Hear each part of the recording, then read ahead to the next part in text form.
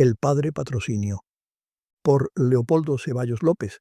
La mayoría de los españoles de Tánger conocían al padre Patrocinio García Barriuso. Era un sacerdote de gran personalidad, aunque no tenía el carisma de otros eminentes franciscanos que habían vivido en Tánger como el obispo Betanzos o el padre Buenaventura. Pero a nadie dejaba indiferente gracias a su severo temperamento, su extraordinaria cultura y su capacidad de trabajo, así como, a mi juicio, a su estricta exigencia del riguroso cumplimiento de la doctrina de la Iglesia y del seguimiento de austeras costumbres morales. Exponía y transmitía sus ideas y enseñanzas religiosas y éticas en sus sermones y homilías que pronunciaba principalmente en la Iglesia del Sagrado Corazón o escribía en la hoja parroquial que dirigió y editó durante varias décadas, así como en numerosos artículos publicados en órganos religiosos de Tánger, del Protectorado Español y de España. Además, mantenía esa misma línea en las clases de religión que impartía en el Instituto Español de Tánger. Pero el padre Patrocinio no era solo un ferviente sacerdote que intentaba cumplir lo más estrictamente posible con su misión y su apostolado. Era, además, un intelectual de primera magnitud, un gran jurista, un destacado musicólogo y un excelente escritor. Había nacido en 1909 en Ventosa de Pisuerga, un pequeño pueblo de la provincia de Palencia, en una familia muy modesta. Desde muy niño demostró su capacidad de estudio, su inteligencia y su afán de superación. Por ello su padre, para no desaprovechar tanta buena disposición, decidió, cuando solo contaba 14 años, inscribirle contra su voluntad en el seminario de Ponteareas. Al año siguiente vistió el hábito franciscano que ya no dejaría durante el resto de su vida. Luego estudió filosofía en Orense y teología en Santiago. En 1932 fue ordenado sacerdote. Paralelamente aprendió música, especializándose en órgano, llegando a ser organista oficial de Santiago. Con este bagaje, en agosto de 1932, cuando aún no había cumplido los 23 años de edad, fue destinado a Marruecos. Inicialmente estuvo unos años en Tetuán, pero al poco tiempo pasó a Tánger, donde permanecería unos 30 años, siendo uno de los personajes más notables de la ciudad internacional. Aparte de su labor apostólica, a la que se dedicó con gran fervor, y del cumplimiento de las labores administrativas que le encomendaban, consagró el resto de su tiempo disponible, por una parte, a estudiar la historia y la cultura marroquíes y a investigar y divulgar la música hispano-musulmana, y por otra, a trabajar en el estudio del derecho y en la publicación de importantes trabajos jurídicos. Además, se dedicó a otras actividades relacionadas con la religión y las leyes islámicas y a otros distintos temas como Tierra Santa, la biografía de algunos santos, varias causas de canonización, el estudio de la Basílica de San Francisco el Grande de Madrid y otros muchos más. Conocí al padre Patrocinio siendo yo muy joven, no solo en la iglesia del Sagrado Corazón, donde él oficiaba, sino especialmente cuando iba a mi casa, invitado frecuentemente por mis padres a almorzar. Nuestro invitado, aparte de saborear la espléndida comida que le preparaba mi madre, gustaba conversar sobre muy distintos temas jurídicos y de otra índole con mi padre, que en aquel tiempo era uno de los mejores abogados de Tánger. El padre Patrocinio era también un buen jurista, ya que había completado hacia 1937 la carrera de Derecho y poco tiempo después conseguido el doctorado con sobresaliente gracias a su magnífica tesis sobre el derecho matrimonial islámico y los matrimonios de musulmanes en Marruecos, publicada en 1952, que aún hoy sigue siendo una obra de referencia. Pocos saben que fue el único sacerdote que llegó a ser miembro del Colegio de Abogados de Tánger. Además, había estudiado filosofía y letras y gustaba escribir artículos sobre temas religiosos, jurídicos y de otra índole en varios medios, y en particular en la revista Mauritania, publicación de los franciscanos, de la que fue director durante muchos años.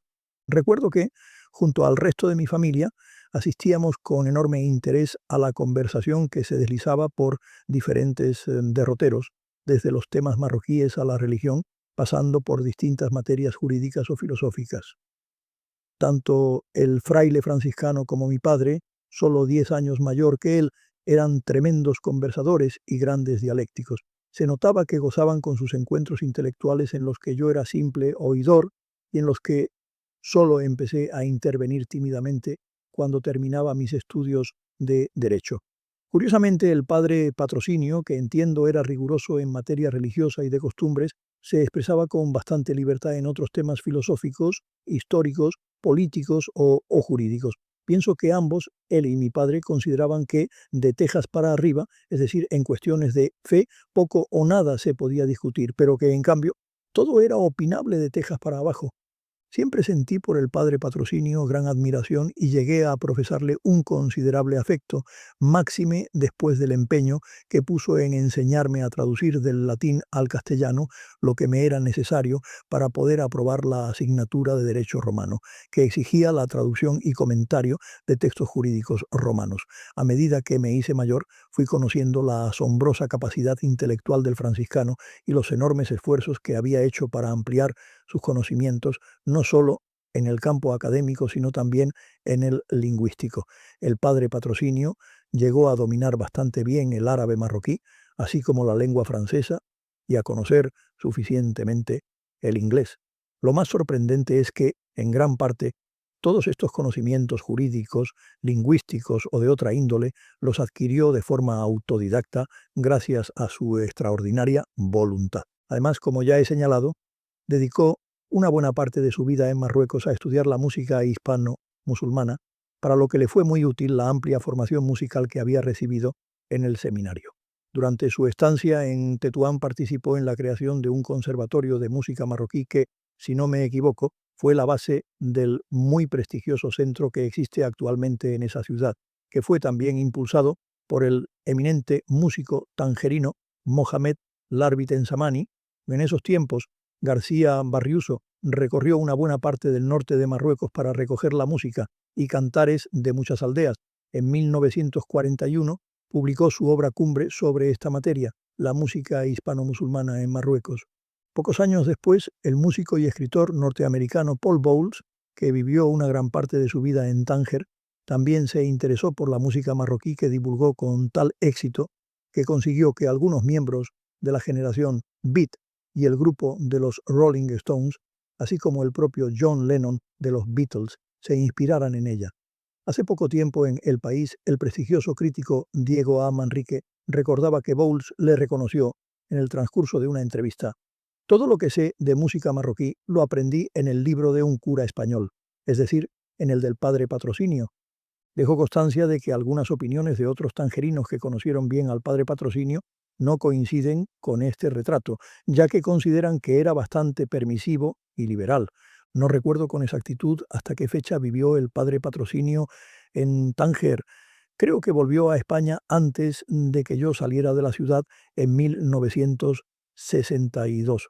Lo que sí sé es que fue a vivir a Madrid, donde ejerció, entre otros menesteres, el cargo de fiscal y defensor del vínculo del Tribunal Eclesiástico de Madrid, al igual que lo había hecho en el de Tánger desde 1942, y que se ocupó de la dirección de la revista Confer de la Confederación de Religiosos. Sé también que estuvo en Roma y en Jerusalén, donde se documentó para realizar su magno estudio sobre España en la historia de Tierra Santa, y que durante algún tiempo se ocupó de varios procesos de canonización. Recuerdo que le emocionó y agradeció el nombramiento de comendador de número de la Orden de Isabel la Católica, con la cual el gobierno español reconoció su espléndida labor religiosa, jurídica y musicológica, y su muy alto nivel como investigador en tales campos. A principios de los años 70 me reencontré en Madrid con el padre Patrocinio. Durante más de una década, los años que entonces viví en esa ciudad, tuve el privilegio de reunirme con él con cierta frecuencia y de que participara en algunos acontecimientos y reuniones de mi familia. Se trataba de una relación distinta a la que mantuve con él como oidor o espectador en las conversaciones que tenía con mi padre. Creo que llegamos a ser buenos amigos sin que en ningún momento yo apeara las normas de cortesía que mantenía con él desde niño. Por ejemplo, él me tuteaba, pero yo siempre mantuve el respetuoso usted, pero todo ello en nada quitó interés a nuestras conversaciones, que versaban sobre los más distintos asuntos en los cuales él era un verdadero maestro. Recuerdo, entre otras, sus impresiones críticas o admirativas sobre los marroquíes. su profundo conocimiento de Tierra Santa, su exhaustiva especialización en el derecho canónico y de los tribunales eclesiásticos, en particular del Tribunal de la Rota, los problemas que, según él, impedirían el divorcio en España, en lo que obviamente se equivocó, los temas de la confesionalidad religiosa y otros muchos más. El tiempo, a mi juicio, había matizado su visión conservadora de la sociedad y de la moral, lo que me permitía hablar con él con bastante libertad sobre ideas y problemas de este tipo, muy discutidas en esa época, que se iban abriendo camino en España. Cuando ya era muy viejo, el padre Patrocinio se retiró a la provincia de Santiago de Compostela, a la que pertenecía religiosamente. En la sede de la misma, en el viejo convento de Canedo, sus hermanos franciscanos, presididos por el ministro provincial y el arzobispo de Tánger, le ofrecieron en junio de 1994 un homenaje de admiración y estima por su larga y fructífera vida dedicada al trabajo. Pocos años después, el 29 de diciembre de 1997, cuando ya había cumplido 92 años, falleció rodeado del afecto y del respeto de sus hermanos franciscanos. Hoy Tingis lo recuerda y reivindica la memoria de uno de los españoles que más prestigiaron a España en Marruecos y particularmente en Tánger.